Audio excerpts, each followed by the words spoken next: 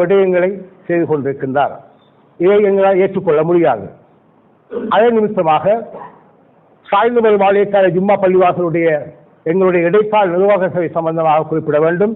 இங்கே தோழர் குறிப்பிடுவார் சம்பந்தமாக அதிலே பல ஈழச் செயல்கள் ஏற்பட்டிருப்பதை நாங்கள் அறியக்கூடியதாக இருக்கின்றது. முதலாவது விடயம், கடந்த காலங்களிலே இந்த இடைக்கால நிர்வாக சபை ஒரு திறம்பட இயங்கிக் கொண்டிருக்கின்றது என்பதை நாங்கள் அறிந்தும் அது எங்களுக்கு ஒரு பாரிய பின்னடைவை ஏற்படுத்தியிருக்கின்றது. உதாரணமாக எங்களுடைய முன்னாள் செக்ரட்டரி செயலாளர் அவர்கள் உயர்நீதிமன்றத்திலே ஒரு வழக்கை ஏற்படுத்தியிருந்தார்.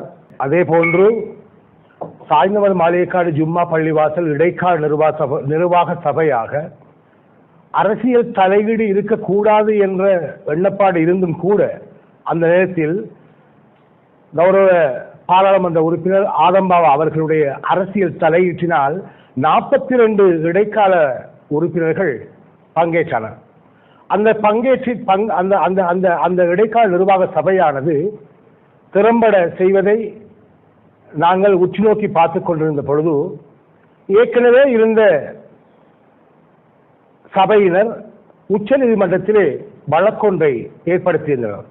அது என்னவெனில் அரசியல் தலையீடு இங்கே முற்றுமுழுதாக இருக்கிறது என்பதை சுட்டிக்காட்டி இந்த அரசியல் தலையீடு இனிவரும் காலங்களிலும் சாய்ந்தமருது மாளிகைக்காடு ஜும்மா பள்ளிவாசல் என்கின்ற அந்த பள்ளிவாசல் உட்பட ஏனைய பள்ளிவாசல்களிலே தலையீடு இருக்கக்கூடாது என்பதற்காக அந்த உச்ச நீதிமன்ற வழக்கு ஏற்றப்பட்டு அதில் தீர்ப்பாக ஒரு ஜட்ஜ்மெண்ட், அதாவது 3 லோயர்மார் அவர்களுடைய கைச்சாத்திடப்பட்ட ஒரு ஜட்ஜ்மெண்ட் வெளியிடப்பட்டது.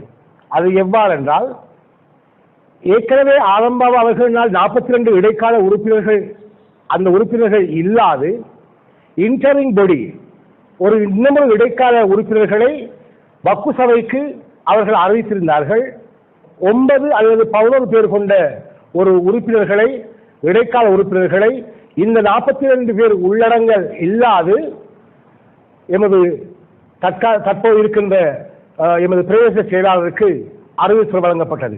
அதற்கு அமைவாக அவரும் 9 பேர் கொண்ட ஒரு பேர் பட்டியலை இடைக்கால உறுப்பினராக நான் நியமிப்பதற்கு சான்று படுகிறேன் என்று அவரும் அதை அனுப்பியிருந்தார்.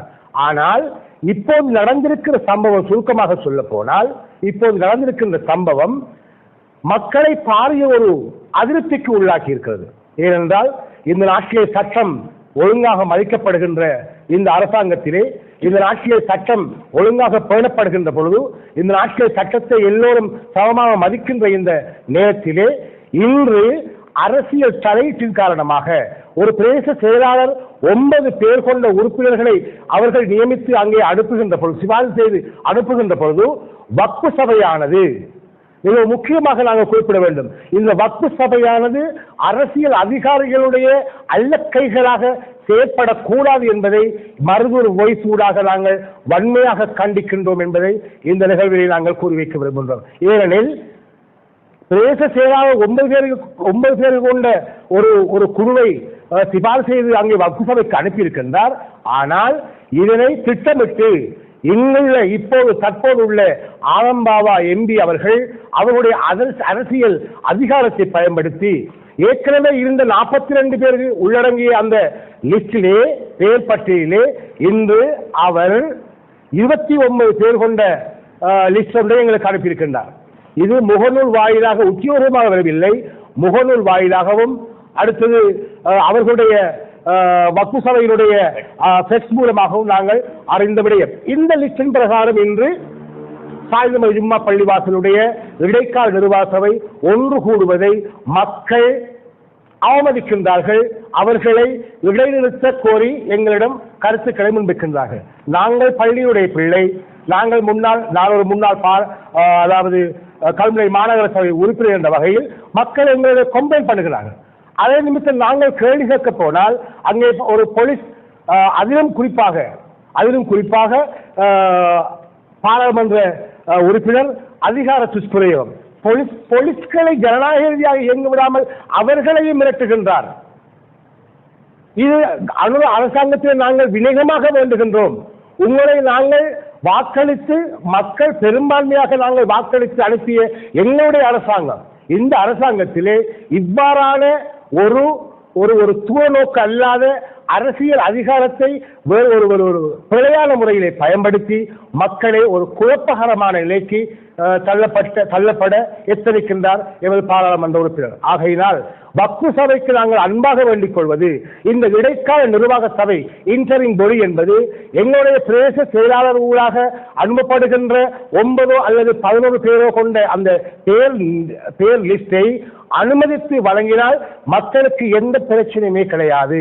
இதிலே பாராளுமன்ற உறுப்பினர் தாண்டோண்டித்தனமாக, அதாவது அவருடைய அதிகாரத்தை ஒரு துஷ்பிரயோகமாக பயன்படுத்தி வக்ஃபு சபையை திணித்து எங்களுடைய பரதூர் மக்களை ஒரு குழப்பகரமான சூழலில் பார்ப்பதற்கான ஒரு விடயத்தை செய்திருக்கிறார் என்பதை நாங்கள் இந்த விடயத்தை வன்மையாக கண்டிக்கின்றோம்.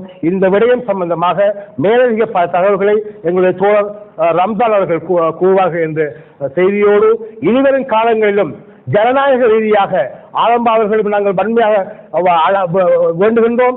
எங்களுடைய மருதூர் வாய்ஸ் சார்பாக வேண்டுகின்றோம். மருதூர் மக்கள் அழகான சாந்தமானவர்கள். கொள்கைகள், மத ரீதியான கொள்கைகள் என்னவாக இருந்தாலும் ஒவ்வொரு கொள்கைகளுக்கு ஏற்ற மாதிரி ஜும்மா பள்ளிகளை அமைத்து கொடுத்து நாங்கள் அழகு பார்க்கின்றவர்கள். உதாரணமாக தரிகாவாதிகளாக இருந்தால் அக்பர் பள்ளி ஜும்மா பள்ளிவாயல், தௌஹீத்வாதிகளாக இருந்தால் தௌஹீத் ஜும்மா பள்ளிவாசல், SLTJ-யாக இருந்தால் SLTJ ஜும்மா பள்ளிவாசல் போன்ற பல ஜும்மா பள்ளிவாசல்களை கொள்கை ரீதியாக இந்த மருதூர் மண்ணிலே முரண்படாது ஒற்றுமையாக வாழ வேண்டும் என்கின்ற அந்த ஒருங்கிணைப்பில் நாங்கள் ஈர்ந்து கொடுத்த அந்த பங்குகள் இன்றும் மகிழ்ச்சி வளர்ந்து கொண்டிருக்கின்றது. ஆகையினால் இவ்வாறான நிலைமைகளை ஆரம்பா